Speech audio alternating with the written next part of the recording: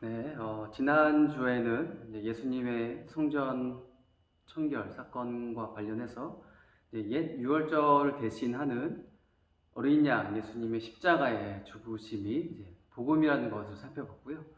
오늘은 이제 유월절이 가까운 때에 이제 성전에 올라오셔서 성전을 청결하게 하시는 그 내용을 살펴볼 거예요. 요한복음 2장 14절부터 17절까지의 말씀을 제가 한번 읽어보도록 하겠습니다.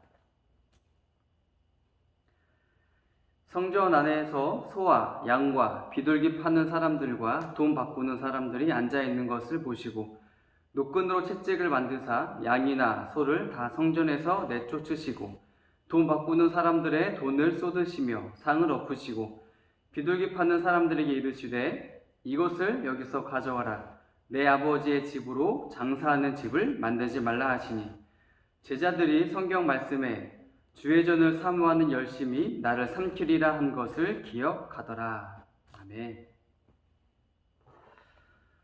예수님께서 이제 성전에 도착을 하셨어요. 그리고 성전에 올라가 보니까 이제 어떤 광경이 눈앞에 펼쳐졌어요? 14절에 보면 성전 안에서 소와 양과 비둘기 파는 사람들이 있었고요. 또 돈을 바꿔주는 사람들이 있었어요. 왜 이런 사람들이 성전 안에 있었어요? 아무래도 이제 여러 지역에서 이제 많은 유대인들이 이제 모이다 보니까 하나님께 제사드릴 그 짐승들과 제물을 가지고 올 수가 없는 거예요. 그래서 종교 지도자들이 이제 예배자들의 그런 편의와 또 예배를 돕기 위해서 유월절 제사 때 필요한 각종 짐승을 파는 곳을 마련했고요. 또한 이제 외국에서 사용되는 화폐를 이제 이스라엘에서 통용되어지는 그 화폐와 교환해 주는 것도 이제 설치를 했던 거예요. 왜냐하면 그 흩어져 있었던 유대인들도 이제 성전세를 내야 했고요. 또 제사용 그 짐승을 사야 했기 때문에 이제 유대인들이 사용하는 그런 돈으로 환전을 할 수밖에 없었던 거예요. 처음에는 아마도 이러한 것이 이제 제사를 드리는데 도움을 어느 정도는 주었을 거예요. 그런데 시간이 지나면서 점차 변질이 되었던 거죠. 다른 곳에서 거래되고 있었던 그 짐승의 가격보다 이 성전에서 거래되고 있었던 짐승들의 가격이 더 비쌌어요. 예를 들면 같은 제품이라도 우리가 관광지에 가면은 더 비싸게 팔잖아요. 마찬가지로 종교 지도자들도 다른 곳보다 짐승들을 더 비싼 가격에 팔았던 거예요. 그러면서 부당한 이익을 남긴 거죠. 또한 이들은 유대인의 그 화폐로 환전을 해주면서 이제 말도 안 되는 환율을 매겨서 큰 이익을 올렸던 거예요. 그러니까 이것이 어떻게 보면 오늘날로 하면 사채와 같은 거죠. 하지만 돈을 바꾸는 사람들은 이게 내가 손해보는 것을 알면서도 어쩔 수 없이 이제 환전을 할 수밖에 없는 상황이었어요. 한 환전의 이익이 얼마였냐? 한 그 금액의 반 정도를 이 사람들이 이익을 봤다라고 이렇게 이야기를 또 하기도 하더라고요. 그러니까 종교 지도자들이 얼마만큼 자기들의 배를 불렸는지 우리가 알 수가 있는 거죠. 이뿐만이 아니에요. 이렇게 짐승을 팔고 환전을 해주는 장소가 지금 어디냐면 이제 성전 안에 있는 이방인의 뜰이라는 곳이에요. 자, 그러면 이방인 출신의 유대인들은 어디서 제사를 드려야 되냐면 이제 바로 이방인의 뜰에서 제사를 드려야 되는 거예요. 그런데 이방인의 뜰이 이 종교 제사장들의 배를 불리우는 그런 시장으로 바뀌게 된 거예요. 그곳에서 이방인들이 하나님께 제사를 드릴 수가 있었을까요? 없죠. 이 도저히 하나님께 제사를 드릴 수 있는 환경이 아니에요. 집중할 수가 없어요. 짐승들의 소리와 돈 바꾸는 소리와 너무나 이게 어수선한 또 장소도 없고 이 이방인들이 예배 드릴 수 없다는 거죠. 이처럼 이 지도자들은 예배를 주관하고 돕는 역할을 해야 하잖아요. 그런데 오히려 반대로 이방인들의 예배를 방해하고 짐승을 팔고 환전을 해주면서 막대한 부를 축적했던 거예요. 그렇기 때문에 예수님께서는 이제 그들을 보시고 당연히 화를 내실 수밖에 없었던 거예요. 15절에 보시면 노끈으로 채찍을 만들어서 짐승들을 다 성전에서 내쫓으셨어요. 뿐만 아니라 돈 바꾸는 사람들의 상을 엎으셨고요. 그리고 예수님께서는 이런 행동을 통해서 진정한 성전이 무엇인지 분명하게 말씀해 주세요. 16절 말씀을 제가 한번 읽어볼게요. 비둘기 파는 사람에게는 이것을 걷어치워라. 내 아버지의 집을 장사하는 집으로 만들지 말아라 하고 말씀하셨다. 예수님께서는 성전을 내 아버지의 집이라고 표현하셨어요. 성전은 하나님의 소유예요. 그런데 종교 지도자들은 자신들의 소유로 만들었던 거예요.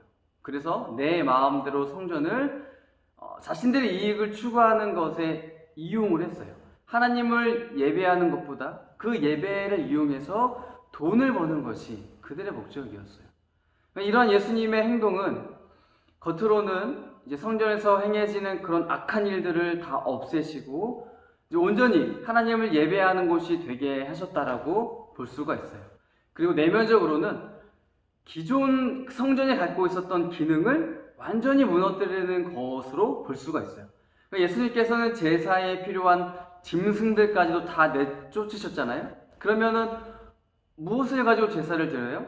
희생 제물이 없잖아요. 그럼 제사를 드릴 수가 없는 거예요. 그렇기 때문에 이것은 이제 더 이상 짐승을 통한 희생 제사는 필요가 없다라는 거예요.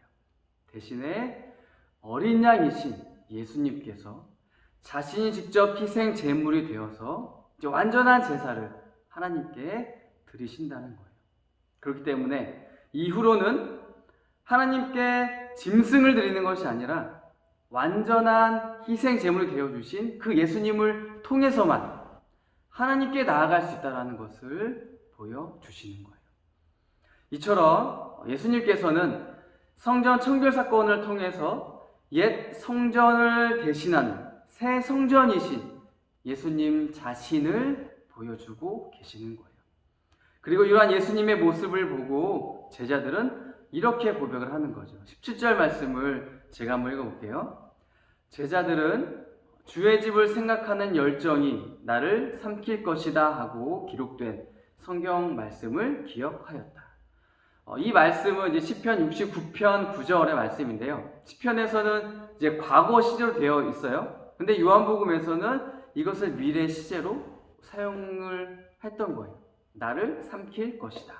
그러니까 이것은 예수님께서 성전 청결을 하실 때에는 예수님이 삼킴을 당하는 사건, 즉 십자가에서의 죽으심이 아직 일어나지 않았지만 앞으로 곧 일어나게 될 일이기 때문에 미래 시제로 기록이 된 거죠. 제자들은 예수님의 이러한 행동을 보고 하나님의 그 성전에 대한 그 열심 때문이라고 생각을 했어요. 그리고 더 나아가서는 하나님을 향한 이러한 예수님의 열심 때문에 결국에는 십자가에서 죽으심을 당하게 된다라는 것을 나중에 가서야 기억을 한 거예요. 예수님의 부활을 경험하고 나서야 예수님께서 그렇게 열심을 가지셨던 그것으로 인하여서 결국 예수님은 십자가에 못 박혀 죽으셨구나라는 걸 기억했던 거죠. 그리고 실제로 예수님께서는 하나님을 향한 열심 때문에 이 종교 지도자들과 유대인들에 의해서 십자가에 못 박혀 죽이심을 당하게 되었던 거죠. 그렇기 때문에 이 제자들의 고백 역시도 무엇을 우리에게 보여주고 있는 거예요? 예수님이 메시아시다라는 것을 증언하고 있는 거예요. 오늘 말씀을 통해서 우리가 두 가지를 좀 생각했으면 좋겠어요. 첫째는 나는 하나님을 예배하는 온전한 예배자인가? 다른 무엇보다 하나님을 예배하는 것이 나에게는 더 중요한가? 그 두 번째 생각해 볼 것은 하나님을 향한 열심이 나에게는 있는가? 나는 오늘도 하나님을 위해서 살아가고 있는가? 이 두 가지를 나의 신앙을 점검하면서 오늘 말씀에 기록된 대로 하나님을 온전히 예배하는 예배자, 그리고 하나님을 위해서 무엇이든 할 수 있는 하나님을 위해 살아가는 내가 되기로 다시 한번 다짐할 수 있는 그런 우리가 되었으면 좋겠어요. 제가 잠시 기도하겠습니다. 참 좋으신 하나님, 너무나 감사드려요. 오늘 또 예수님의 성전 청결케 하시는 모습을 통해서 나의 신앙을 또 되돌아봅니다.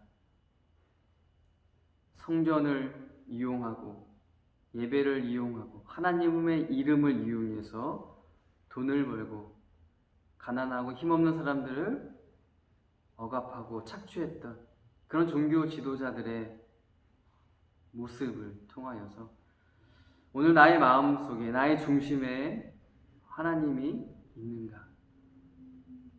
하나님을 향한 열심을 가지고 나는 오늘도 하나님을 예배하고 있는가? 비대면 예배라고 해서 아무도 보는 사람이 없다고 해서 우리가 예배를 소홀히 하고 준비되지 않는 모습으로 예배를 드리거나 혹은 드리지 않는 모습이 없는지 다시 한번 돌아봅니다. 우리가 모였을 때든지 모이지 않았을 때이든지 언제나 우리의 마음의 중심에 하나님 있게 하여 주시고 그 하나님을 향한 열정으로 열심으로 늘 하나님을 예배하고 늘 하나님의 말씀을 가까이 하고 하나님의 기뻐하시는 그런 삶의 모습을 가지고 살아갈 수 있는 우리가 되게 해주세요. 코로나19로 너무나 힘든 상황 가운데 있습니다. 믿음 가운데 이겨내게 하여 주시고 함께 기도하고 격려하고 또 서로 돕는 우리 청년부 공동체가 다 될 수 있도록 은혜를 더해주세요.